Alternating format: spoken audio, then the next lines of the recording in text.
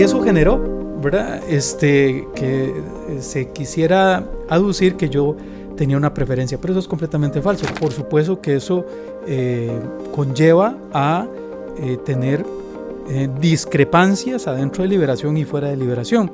Yo quisiera reiterar mi solicitud vehemente y categórica de que por favor permitan que nuevas generaciones surjan, que nuevas generaciones tengan una oportunidad de liderar al país, de empujarlo.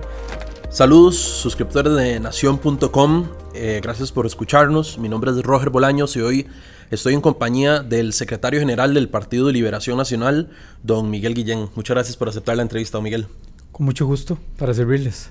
Don Miguel, el Revista Dominical lo buscamos a usted porque se aproxima una fecha muy importante para el Partido de Liberación Nacional, que es su convención interna para elegir cuál será su candidato presidencial. Pero para empezar esta entrevista nos gustaría tener una introducción de usted como secretario general y de cómo llegó ahí. Porque usted no fue una persona que antes ocupara otro puesto, digamos, de elección popular, ¿verdad? Entonces nos interesa saber quién es Miguel Guillén y cómo llegó a ese lugar. Sí, con mucho gusto.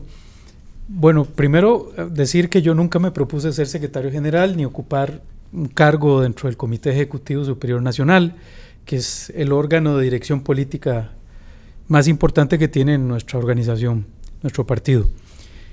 Siempre he cumplido tareas como asesor, como consultor legal, que es mi área en la cual yo me he enfocado como profesional. Y por supuesto que he cumplido tareas políticas. En su momento fui dirigente del partido de base, cumplí, digamos, con organizar cantones, la provincia, cumplí tareas de organización territorial en todo el país, en fin, pero siempre tras bastidores, en alguna medida en la marginalidad, y en alguna medida estaba a gusto ahí. Era un espacio donde yo me sentía bien, cerca de algunas figuras políticas del partido, donde yo podía colaborarles con consejo, apoyo técnico y apoyo político. Y bueno, el destino, la vida, pues tiene sus sorpresas, y faltando dos días para la elección de la Secretaría General, un grupo de liberacionistas me propuso y yo accedí, puse algunas condiciones y esas condiciones se cumplieron y bueno, accedí a ese reto. Yo sabía que no era fácil porque además venía con una serie de inquietudes históricas, de muchísimas conversaciones, de docenas de conversaciones con muchos costarricenses y liberacionistas, y tenía algún grado de claridad sobre lo que debería hacer Liberación Nacional si quería recomponerse y si quería principalmente ganar coherencia y ganar credibilidad frente a la ciudadanía. Entonces tenía muy claro que el reto era mayúsculo, y en ese sentido pues a uno lo frena porque son responsabilidades que consumen la vida literalmente, no te dan oportunidad de tener vida social o poderse enfocar en lo personal. Hay que dedicarle muchísimo tiempo, todas las semanas, a esta tarea que es ingente. Además, tratándose del principal partido de nuestro país, la tarea adicional a esto pues se vuelve más importante y de mayor trascendencia. Pero me parece que todos los costarricenses debemos de tener una alta cuota de civismo y patriotismo, y en ese sentido debemos darle al país, en este caso a través de los partidos políticos, un aporte, y eso es principalmente lo que he tratado de hacer durante ya estos años que llevo ahí de sacrificio y de satisfacción, porque le voy a decir que también ha habido satisfacción. Don Miguel, usted ha marcado un estilo particular en su ejercicio de la Secretaría General, un ejercicio muy vocal de la Secretaría. Incluso alguna vez ha tenido disidencias, por ejemplo, con el presidente don Ricardo Sancho, decidieron, por ejemplo, en el tema del método de elección del candidato presidencial, y han tenido ciertas disidencias. Él incluso se ha criticado que usted sea tan vocal en la Secretaría. Entonces me gustaría que usted me diga cómo analiza esa relación con don Ricardo Sancho y ese estilo que usted ha impreso a la Secretaría General de ser muy vocal en los temas. Sí, bueno, primero por un asunto histórico. Hay una generación distinta piensa distinto, que ve la política de una manera diferente. Y en ese sentido, yo en alguna medida he encarnado el deseo de cambio dentro de Liberación Nacional y dentro del quehacer de la política nacional desde la perspectiva del liberacionismo y de la socialdemocracia. Y en ese esfuerzo, pues hay que pelear todos los temas, hay que pelearlos y dejar muy claro cuál es esa visión y cuáles los motivos y los principios que nos impulsan para promover esa nueva visión. Entonces, en ese sentido, pues sí hay que tener mucha presencia, hay que zanjar un poco donde hay duda, que quede la claridad.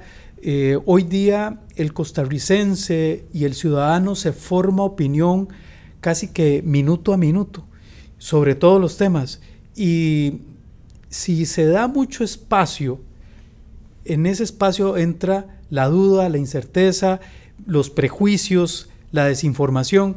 Y bueno, ha sido mi estilo tener posición clara sobre todos los temas, los nacionales, los internos del partido. Por supuesto que eso conlleva a tener discrepancias adentro de Liberación y fuera de Liberación, pero es propio del objetivo que nos hemos trazado.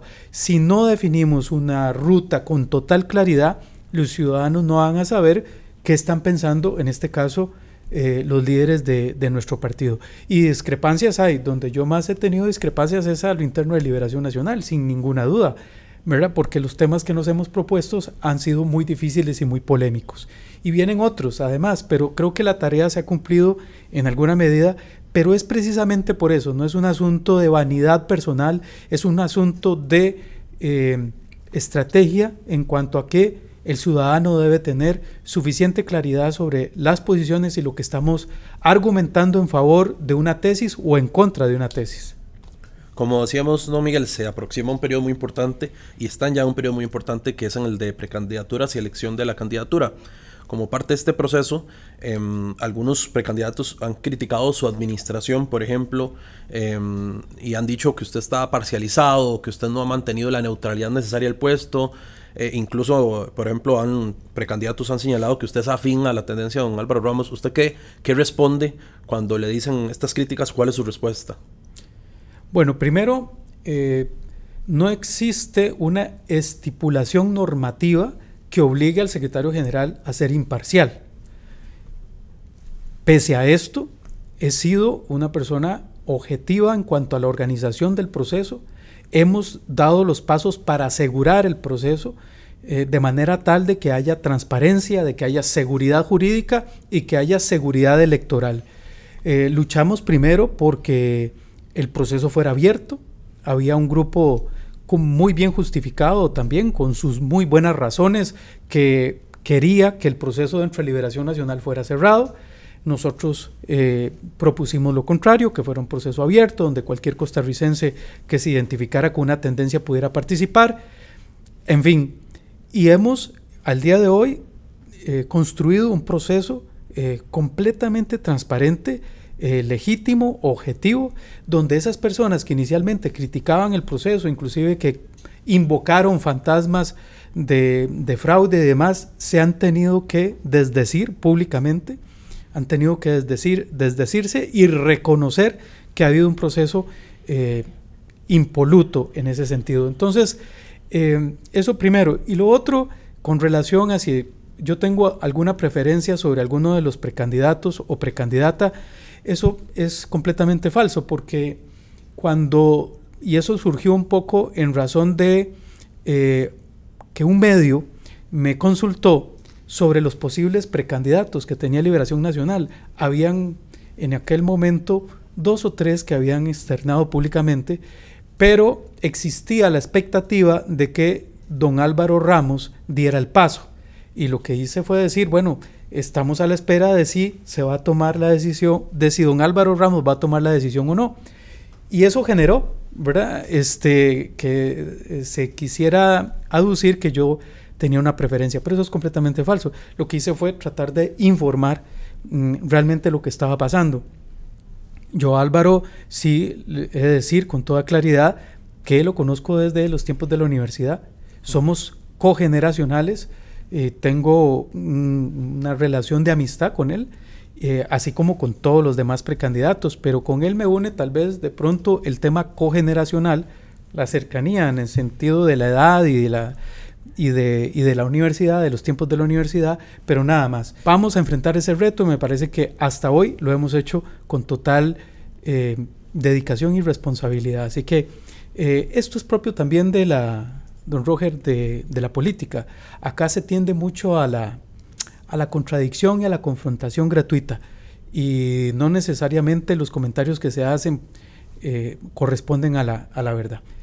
Como usted menciona, el Partido de Liberación Nacional es un partido histórico y como tal, desde luego, este proceso de precampaña genera muchísima expectativa en las personas y grandes hitos además. Uno de esos hitos fue la sanción que recayó hace apenas unas semanas sobre el precandidato y diputado Gilbert Jiménez por aquella fotografía que él publicó diciendo que estaban unas inundaciones en Guanacaste y que luego admitió que no era de esas inundaciones esa fotografía. El Tribunal de Ética sancionó a don Gilbert y recientemente, luego de una apelación de don Gilbert, el Tribunal Supremo de Elecciones anuló esa sanción considerando que no se aplicó correctamente, ¿verdad? Me gustaría que usted me mencione o me explique qué fue lo que pudo haber ocurrido ahí, si fue que se apresuraron a sancionar a don Gilbert o qué provocó que se recayera en ese error. Esa pregunta es muy importante porque se ha construido una idea equivocada de lo que sucedió. Cuando se inicia el proceso, vamos a ver, primero, una de las cosas que más se le ha reclamado a Liberación Nacional es la falta de transparencia ética y la falta de firmeza a la hora de sancionar a compañeros y compañeras que incurren en faltas éticas. Eso fue un reclamo que siempre se tuvo con Liberación Nacional. Cuando yo inicié con la Secretaría General, fuimos completamente claros. Vamos a fortalecer a los órganos internos, en este caso el Tribunal de Ética y al Tribunal de Alzada, que son los órganos que tienen que velar por el cumplimiento de las normas morales y éticas, el comportamiento de nuestros representantes en la función pública y dentro del quehacer interno del partido. Y en esa tarea nos enfocamos, al punto de que, por ejemplo, todos los involucrados en el tema del caso Diamante ya no están en el partido, solo don Johnny Araya. Todos los demás fueron procesados dentro del Tribunal de Ética y el Tribunal de Alzada. Eso dice mucho de un partido político que tiene un rigor en esta materia fuerte. Y aunque no se reconozca, así ha sido. Más allá del tema penal, porque una cosa es el tema penal, aquí hay que hacer una distinción, y otra cosa es la evaluación de los actos desde la perspectiva moral y ética. Son dos cosas distintas. Una cosa es lo que puede establecer el Código de Ética y otra cosa es lo que puede establecer el Código Penal.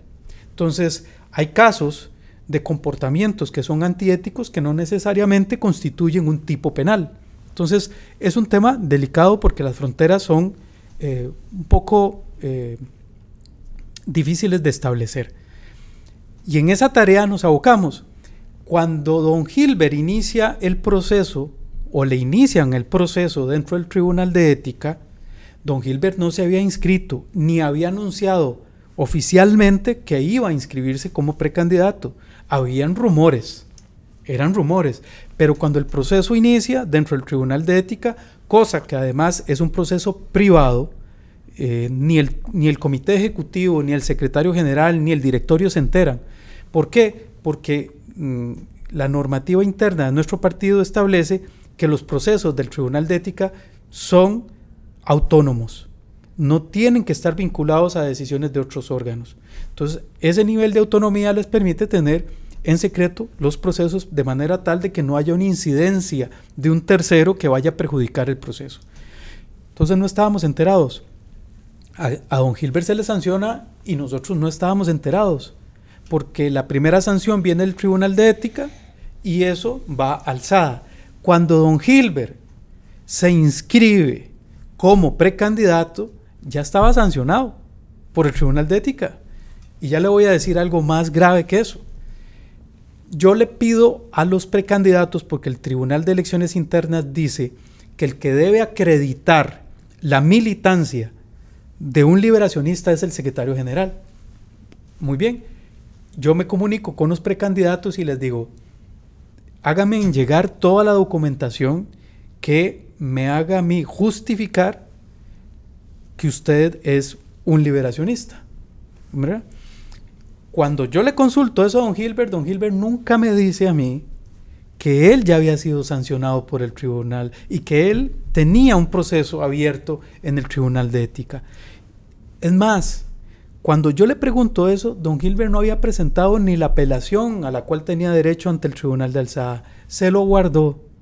Ahí hay una falta muy seria, porque él, siendo que estaba cuestionada su militancia, debió haberme dicho, mire, esto es lo que me acredita como un liberacionista, pero además tengo que advertirle que tengo un proceso pendiente en el Tribunal de Ética. Eso nunca sucedió.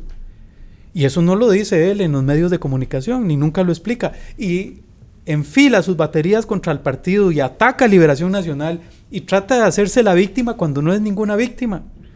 Él es víctima de sus propios actos, Entonces es muy irresponsable decir, aquellos me persiguen, aquellos me atacan, cuando hay un proceso que es en razón de una falta que él cometió, falta que además reconoció públicamente que había cometido. O sea, es un diputado de la República que sale a través de sus redes sociales a decir, yo fui a colaborar con damnificados en una emergencia nacional y era falso. Eso es serio. Si seguimos permitiendo ese tipo de cosas, ¿a dónde va a ir la credibilidad de los representantes populares? Por favor. Entonces no es un tema menor presentarse como una víctima en una situación de este tipo sin conocer estos detalles. Entonces era muy difícil para mí salir públicamente a decir todo esto, y le agradezco al medio La Nación que me permita hacer esta aclaración, porque aunque sea posteriori, por lo menos habrá quien entienda y se preocupe por entender la verdad de las cosas. Entonces ha sido muy injusto de parte de don Gilbert los ataques que él ha dado contra Liberación Nacional y en los cuales en alguna medida he tenido yo que salir a defender. Don Miguel, hay un dicho que dice, no hagas cosas buenas que parezcan malas.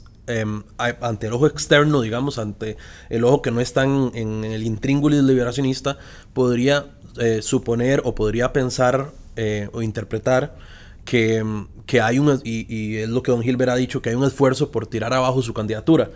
El ojo externo, además viendo lo que falló el TSE, que es que esa sanción no se aplicó bien, podría pensar eso, ¿verdad?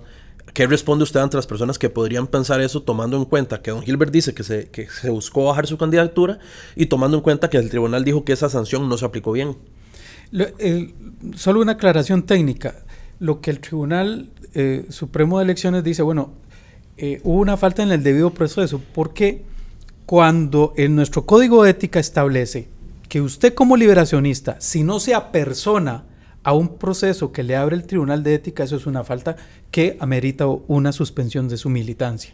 Entonces, don Gilbert, o sea, vean ustedes la cadena de situaciones en las que él ha comprometido la institucionalidad del partido. Ya he explicado algunas, pero además, cuando el Tribunal de Ética le pide que vaya a defenderse, no va a la audiencia. Lo que constituye además una falta en sí misma, porque así lo establece el Código de Ética. Entonces, en ese momento el error del tribunal, del Tribunal de Elecciones, del Tribunal de Ética, lo que acredita es que esa falta, entonces se desvía del tema de la foto y se concentra en la falta por la no asistencia. Entonces el Tribunal Supremo de Elecciones lo que dice es, ustedes debieron haber seguido con lo de la foto y abrir un expediente aparte por el tema de la ausencia. Entonces, esa vuelta en U que hace el tribunal, no de mala fe, sino tal vez por falta de conocimiento de la técnica jurídica, porque además es gente liberacionista, no necesariamente todos son expertos en materia constitucional, etcétera, se comete ese error. Entonces, pero no es por el fondo, no es porque no hubiese una falta sancionable, ¿verdad? Entonces ese es el asunto desde el punto de vista técnico. Pero es lo que yo le señalo de que una persona externa podría decir que eso no fue un error, sino que fue con el objetivo de tirar abajo la candidatura de don Gilbert. ¿Qué opina usted al respecto? Digamos? No, por supuesto que no. Por Dios, si aquí más bien lo que hicimos fue defender un proceso abierto para que precisamente gente como Gilbert Jiménez tuviera la oportunidad. Mire, yo me atrevo a decir algo. Si el proceso no fuera abierto como lo defendimos y lo planteamos, don Gilbert hubiera visto muy reducidas sus posibilidades de participar, porque era un grupo muy cerrado el que iba a elegir al candidato. Y me atrevo a decir que las posibilidades de don Gilbert y de otros hubiesen sido muy reducidas. En cambio ahora tiene una oportunidad mucho más amplia y más democrática. Todo lo contrario, o sea, don Gilbert se contradice, cada vez que habla se contradice y miente además porque ha dicho cosas demasiado imprecisas, muy imprecisas, que no corresponden a la verdad de los hechos. Entonces, de ninguna manera, él ha tenido garantía de su participación, a él se le ha dado la posibilidad de su participación, y a pesar de que ha dicho cosas muy serias en contra del partido, él sigue con su precandidatura al día de hoy. Inclusive, hubo una serie de manifestaciones de figuras liberacionistas que dijeron... ojalá el Tribunal Supremo de Elecciones le permita a don Gilbert, y bueno, en esa línea estábamos. Por supuesto que hoy día defenderemos el derecho que tiene don Gilbert de participar y de llegar hasta el último día con su candidatura. Entonces usted hoy puede decirle a los liberacionistas y no liberacionistas que lo que ocurrió con don Gilbert fue un error procedimental, digamos, el hecho de que la sanción no se aplicara correctamente y no se abriera ese expediente alternativo como el tribunal dijo que era el procedimiento correcto. Eso fue un error nada más. Hubo un error, nunca hubo mala intención, pero aquí lo que primó más fue la tergiversación, la desinformación. Eso fue lo que primó para crear aquí una idea equivocada de lo que estaba sucediendo. Esa estrategia de victimizarse, de presentarse como el pobrecito, es injusto, porque Liberación Nacional, si hay un liberacionista al que se le ha dado oportunidades dentro de Liberación, ha sido don Gilbert, y dentro de gobiernos liberacionistas. Don Gilbert ha sido cuanta cosa se ha propuesto, regidor, alcalde, diputado, estuvo en CONAVI, estuvo en la Comisión Nacional de Emergencias, en fin, don Gilbert ha tenido todas las posibilidades, ha estado por años en la Asamblea Nacional del partido, por años. Es muy injusto y muy mal agradecido de su parte atacar a Liberación diciendo que él es una persona que ha estado en la marginalidad y que a él no se le ha dado oportunidad. Lo puedo decir yo, que yo nunca he ocupado ningún cargo de elección popular. Nunca ha ocupado ningún cargo de elección popular. Y don Gilbert, que sí ha tenido esa posibilidad, paga con esa moneda, ¿verdad?, malagradecida a una serie de liberacionistas que le han apoyado por años. En ese caso, entonces, ¿usted considera que don Gilbert ha sido malagradecido? Totalmente, por supuesto que sí. No es justo, los ataques que él ha dado contra Liberación Nacional no son justos ni corresponden a la verdad. Don Miguel, esta pregunta que le voy a plantear es una pregunta que se harán muchas personas, especialmente por el protagonismo y la posición vocal que usted ha tenido, que es si usted aspira o aspirará a algún puesto de elección popular en estas próximas elecciones que se avecinan, y si ha negociado con algún precandidato o ha hablado sobre esta posibilidad.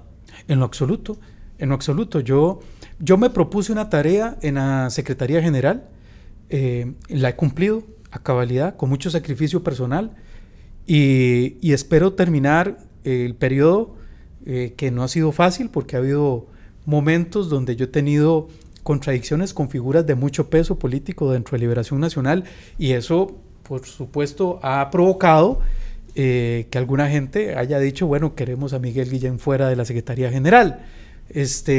Por ejemplo, cuando yo planteé que elimináramos los puestos vitalicios en Liberación Nacional, eso generó mucha polémica interna, porque yo creo en la alternabilidad del poder.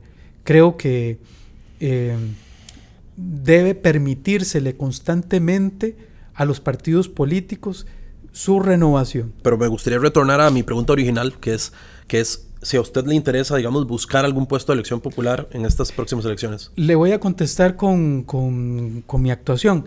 Nadie que pretenda un puesto o ser electo en Liberación Nacional se hubiera comido tantos problemas y tantas broncas, porque ya se imaginarán los que nos ven y nos escuchan, y usted, don Roger, que el plantear estos temas tan a fondo y con tanto nivel de polémica, pues no permite que uno tenga posibilidades de aspirar a puestos. Entonces, en ese tanto yo nunca me lo he planteado, yo no he dicho que quiero aspirar a ningún puesto de elección popular. ¿Y si se lo plantean? Y pues tengo que ser completamente honesto. Si el candidato a mí me planteara un puesto de elección popular, pues lo valoraría con estas condiciones. Pero al día de hoy, con toda honestidad y transparencia, he dicho, yo llegué a la Secretaría General para cumplir con este reto, un reto polémico, difícil, que todavía le falta camino, porque ahora viene la elección de candidatos a diputados, y ahí tendré que decir cosas yo con respecto al perfil de las personas que deberían de ser, de las personas que deberían de ir en nuestras papeletas, y además también de Dios mediante, cuando ganemos las elecciones en febrero de 2026, de las personas que deberían de participar en el Poder Ejecutivo y en las instituciones públicas. Ahorita le consultaré también al respecto, ¿verdad?, del tema de diputados. Entonces, lo que yo he planteado acá es muy difícil y no creo que me vuelva a mí a una figura muy popular, por lo menos en el círculo cerrado dentro de Liberación, y que me permita eso. Entonces, pero yo no quiero ser tampoco falso en decir yo me cierro a todas las posibilidades, porque mucha de esta tarea se podría cumplir desde otros espacios también, pero por el momento y con la convicción que yo llegué es para cumplir como secretario general y poderle dar un giro a Liberación Nacional. Eso requiere de mucho más esfuerzo, de más sacrificio, de más empeño de mi parte, de mayor tarea de convencimiento, y en eso quisiera yo ser muy cumplido, o sea, que cumplir esa tarea a cabalidad. Ahora, en esta segunda parte de la entrevista, ya que hablamos del tema de la convención, me gustaría consultarle más, digamos, a mediano plazo y sobre las elecciones del próximo año. Y es que en 2024, después de las elecciones cantonales en las cuales Liberación Nacional pasó de tener 43 a 29 alcaldías, usted había incluso puesto su lugar como secretario general a disposición de los liberacionistas, y usted asumió la responsabilidad de esa disminución en las alcaldías de Liberación Nacional. ¿Considera que sería un descalabro para Liberación Nacional no mantener las 19 curules que tiene actualmente? ¿Reducir esa cantidad sería un descalabro y sería responsabilidad suya también, al igual que lo fue y que usted lo asumió en el caso de las elecciones municipales? Sí, primero, ¿por qué asumo yo la responsabilidad? Porque en nuestras democracias, por lo general, pasan las cosas malas y todo el mundo se hace chiquitito y se esconde. Las derrotas son huérfanas, dicen por ahí, ¿verdad? Y a las victorias les sobran padres. Y cuando a un partido le va mal en un proceso, hay que dar la cara. Los que estamos al frente de los partidos tenemos que dar la cara, aunque nosotros no seamos los responsables directos, porque de ninguna manera yo puedo aducir, o en este sentido directo, decir que la reducción de la cantidad de alcaldes es responsabilidad de Miguel Guillén. Arrastramos una historia con muchos cuestionamientos, sí, con muchos aciertos también, pero Miguel Guillén, responsable directo no. Pero si estoy al frente como secretario general de un partido como Liberación Nacional, hay que decir, pongo a disposición mi puesto para que la Asamblea Nacional, si así lo considera, me quite, cosa que no sucedió y no fui cuestionado por eso, pero me parecía que frente al liberacionismo alguien tenía que salir y decir de frente, asumo esa responsabilidad, porque me parece que es lo que corresponde. En América Latina eso me parece no es la costumbre. Por lo general todo el mundo se esconde o se hace pequeñito y la gente se atornilla a los puestos, que es lo que también yo critico en América Latina. Y de cara a las elecciones del febrero del 26, ¿cómo analiza eso del tema de la responsabilidad en caso, como le digo, de que lleguen a tener menos de 19 curules o de que no ganen las elecciones presidenciales? Bueno, yo estoy convencido de que vamos a ganar las elecciones en febrero de 2026, porque creo que el país va a entrar en una reflexión profunda sobre el daño que le está haciendo en este momento Rodrigo Chávez y Pilar Cisneros a nuestro sistema y a nuestra convivencia. Creo que va a haber una apertura de conciencia y de visión, y eso va a hacer voltear los ojos a Liberación Nacional y ver si se cumple un poco mi pronóstico de que viene una nueva generación dentro de Liberación Nacional que va a encabezar los destinos del país, por lo menos en los próximos 4 años después de febrero de 2026. Si se perdiera o se redujera, Yo no lo veo como un desplome, no lo vería como una catástrofe. A Liberación Nacional siempre se nos ha señalado, nos daban por muertos desde hace, no sé, desde la pérdida después del periodo de Doña Laura, que fue con don Luis Guillermo, ya decían Liberación se murió. Bueno, si pierde contra Carlos Alvarado, Liberación ya ahora sí que definitivamente ya murió, y aquí estamos.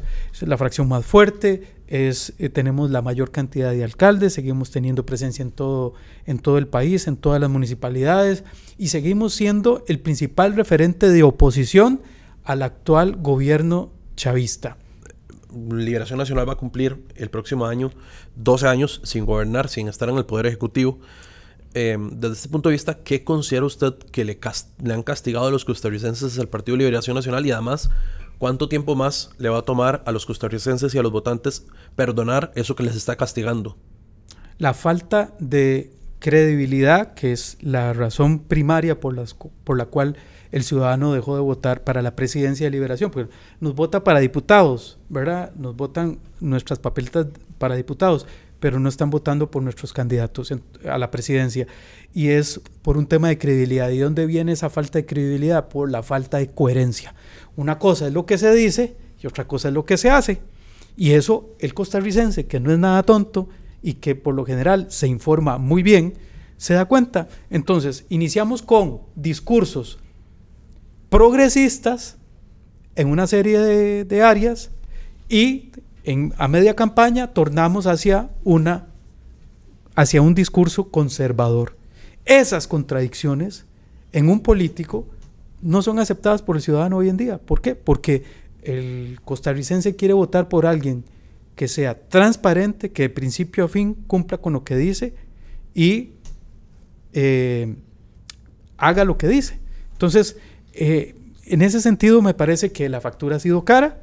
Además, han habido una serie de hechos que no se han sabido explicar con total claridad y contundencia, y me parece también que una de las cosas que más sanciona el elector costarricense es que muchos, no todos, pero muchos de nuestros dirigentes dejaron de ver las necesidades de los ciudadanos. Si el costarricense ve que en efecto surge una nueva generación de líderes liberacionistas, socialdemócratas, convencidos, dispuestos a sacrificarse, creo que la credibilidad y el apoyo del costarricense tornará en una victoria en febrero de 2026. Pero eso es un reto que apenas estamos iniciando por cumplir. Usted ahorita usó una palabra condicional que es si el costarricense ve eso, ¿verdad? En caso de que eso no ocurra, ¿usted considera que es posible imaginarse una Liberación Nacional que no vuelva a llegar a la presidencia y que sea un partido que solo coloque alcaldes o diputados, pero que no llegue al Ejecutivo? No lo veo. Hoy día no lo veo porque estoy muy lleno de ilusión.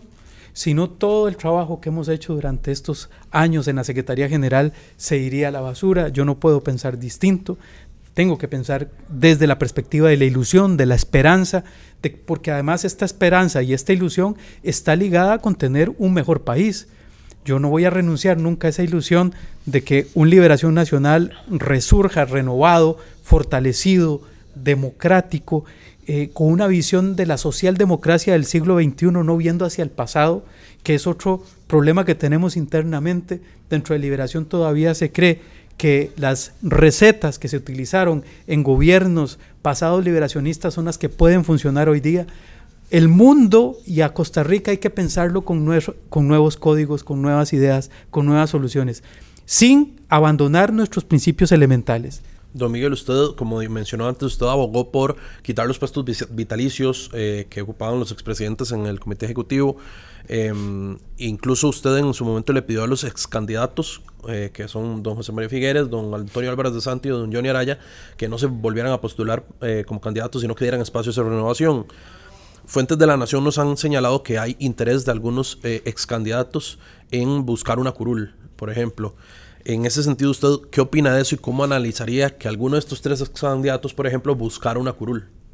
Yo les reiteraría mi pedido, que es un pedido respetuoso, porque son personas que han estado en la vida política durante muchos años y que tienen mucha experiencia acumulada y que sus aportes le han hecho a la vida nacional. Eso debo reconocerlo, pero yo frente a esa información que tiene usted, yo quisiera reiterar mi solicitud vehemente y categórica de que por favor permitan que nuevas generaciones surjan, que nuevas generaciones tengan una oportunidad de liderar al país, de empujarlo. Agradecemos mucho los aportes que ellos han dado, pero desde la perspectiva de Liberación Nacional creo que es muy importante permitírsele a nuevos liderazgos capaces que puedan asumir tareas de representación de nuestro partido en la Asamblea Legislativa, en las municipalidades, en el gobierno de la República. Don Miguel, ya para ir concluyendo la entrevista, me gustaría consultarle algo ya desde el punto de vista ideológico, que es dónde se ubica Liberación Nacional en el espectro ideológico de Costa Rica. Es un partido que en su constitución se consideraba y se proclamaba socialdemócrata, pero sigue siendo así, sigue teniendo esa conciencia de clase el Partido Liberación Nacional en el espectro, digamos, ideológico. ¿Dónde lo catalogaría usted al partido? Depende, porque en Liberación Nacional hay mucha confluencia de visiones. Es una de las riquezas que ha tenido Liberación Nacional. Si ustedes ven la historia de Liberación Nacional, la revisan, cuando se crea la primera carta fundamental, que la redacta el padre Núñez, la primera carta fundamental de Liberación Nacional, que es la que le da el marco ideológico en alguna medida a nuestro partido, ahí nunca se menciona la socialdemocracia, siendo que ya había una tradición muy asentada en Europa, en Estados Unidos, en América Latina, sobre la influencia de la visión socialdemócrata. Ahí no se dijo nunca que éramos un partido socialdemócrata. ¿Por qué?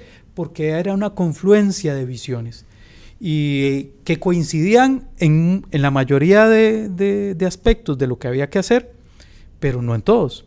Entonces, depende de, si me lo pregunta a mí, yo creo en una socialdemocracia del siglo XXI, en una socialdemocracia que piense al Estado desde un punto de vista crítico, ¿verdad? Donde el Estado sea eficiente, donde el Estado no sea eficiente. No podemos simplemente abrazar a instituciones o programas como si fueran un fin en sí mismo.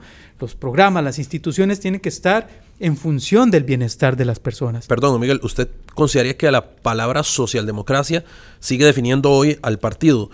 Se lo pregunto además porque usted entenderá que para una población joven, digamos, es difícil remitirse a los logros del siglo pasado. Entonces, en especial para la población joven. Entonces, me pregunto, desde su punto de vista, ¿sigue la socialdemocracia definiendo lo que es el Partido de Liberación Nacional? Sí, desde el punto de vista de que la socialdemocracia siempre propugnó por darle una protección a los sectores más vulnerables, a la búsqueda de la justicia social, a la búsqueda de la igualdad y de la equidad. Pero esa socialdemocracia hay que pensarla en clave de siglo XXI. Ya no podemos pensarla en clave de siglo XX. ¿Y Liberación Nacional lo hace? No necesariamente, y es parte de la lucha generacional que tenemos que plantearnos. Abandonar en alguna medida algunos preceptos que dieron muy buenos resultados en el pasado, pero que ya no dan respuesta ni solución al presente ni al futuro cercano. Desde ese punto de vista, yo también tengo que decir que yo no me gusta la discusión dogmática. Los dogmas son camisas de fuerza que debilitan la razón, debilitan la razonabilidad, porque hay ideas muy buenas que no necesariamente vienen de un solo partido político, o de un solo dogma o de una sola ideología. Hay ideas muy buenas que hay que atraer de la derecha, del conservadurismo inclusive, de la izquierda. Lo que sí está muy mal, aparte del dogmatismo, ¿verdad? Porque, como digo, es una camisa de fuerza. Lo que sí está muy mal hoy en día son los extremismos. El extremismo de derecha, el extremismo conservador o el extremismo de izquierda. Esos extremos, precisamente la socialdemocracia, esto es otro elemento histórico muy importante que sigue vigente y que voy a defender, y es que la socialdemocracia nace como una alternativa a los extremos. Al extremo de la derecha, que propugnaba por un capitalismo y propugna hoy en día por un capitalismo salvaje, y una extrema izquierda que propugna por ideologías como la leninista o la marxista, que eran un Estado total, interventor, donde el sujeto, el individuo, estaba completamente coaccionado por un Estado que decía cómo se debía pensar, cómo se debía vivir y qué es lo que usted tenía que tener. En eso la socialdemocracia presenta una alternativa y trata de recuperar lo mejor de los diferentes mundos, pero siempre alejado de esos extremos. Eso es un principio elemental. Evidentemente usted señala lo de los dogmas, pero es inevitable decir que el Partido de Liberación Nacional tiene objetivos históricos, digamos, que son los que han representado el Partido de Liberación Nacional, que son, entre ellos, por ejemplo, la igualdad. Ha fundado en el siglo pasado instituciones en busca de la igualdad y de la justicia social. ¿Pero a usted le parece que sigue siendo un partido que represente o que respete esos objetivos históricos? A veces no lo dejamos suficientemente claro, pero está ahí. Ese germen, esa base, ese ADN está ahí. Lo que pasa es que a veces, como digo, repito, no se defiende con la suficiente claridad y vehemencia. Y creo que mi generación sí está dispuesta a eso. Por ejemplo, en el tema de pobreza, nosotros han venido una serie de estudios recientes que han dicho que se ha reducido la pobreza, y entonces como que tiramos las campanas al aire. No, es que la pobreza no debe existir.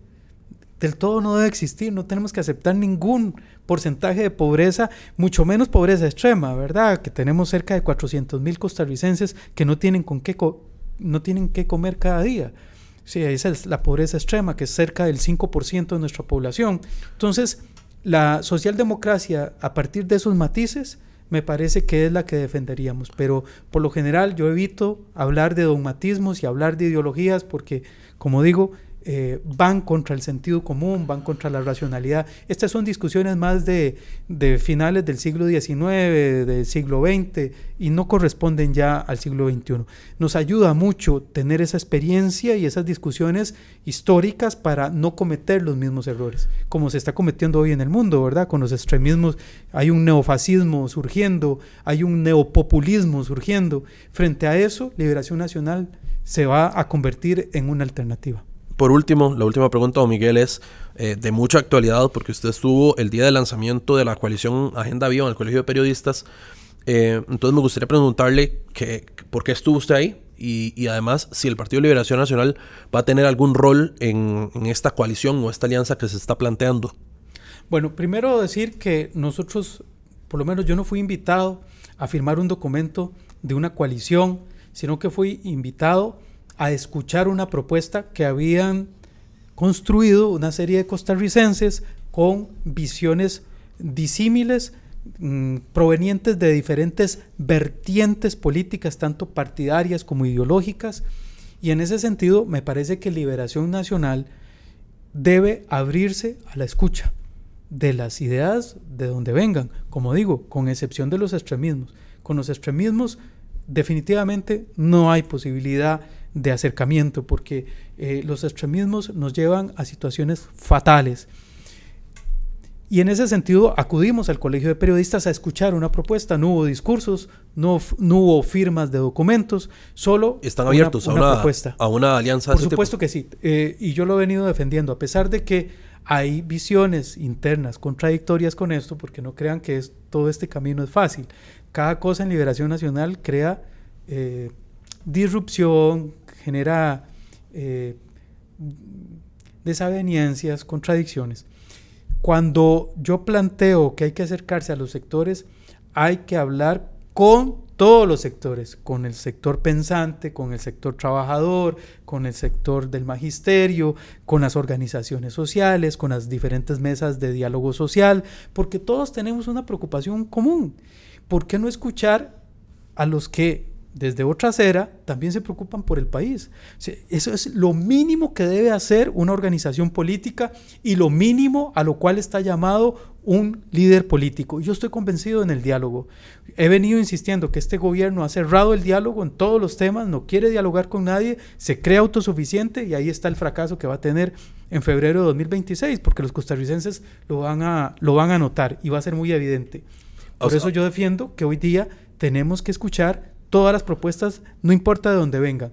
Cuando Ariel Robles, diputado del Frente Amplio, lanzó una idea, no una propuesta, lanzó una idea de que los diferentes partidos de centro deberían de conversar. Yo levanté ese guante y dije, me parece que es una muy buena idea. Y se generó toda una polémica de que Liberación ya quería hacer una coalición con el Frente Amplio. Si la gente supiera, la gente del Frente Amplio se comporta como una secta. Y ellos no quieren hablar con nadie. No quieren acercarse a nadie. O sea, eso es real. Lo que yo estaba apoyando es la idea. Una muy buena idea puede venir de donde sea. ¿Por qué tenemos que cerrarnos? Y en ese sentido, yo creo que el diálogo, además, ha estado muy impreso en el ADN costarricense, en el ADN político costarricense. Usted menciona que el Frente Amplio se comporta como una secta, dice usted en ese sentido, que no quiere escuchar otras ideas. El día de la presentación de la Agenda Viva estuvo ahí, por ejemplo, Ariel Robles y Jonathan Acuña, ambos diputados del partido. Incluso don Jonathan es secretario del partido.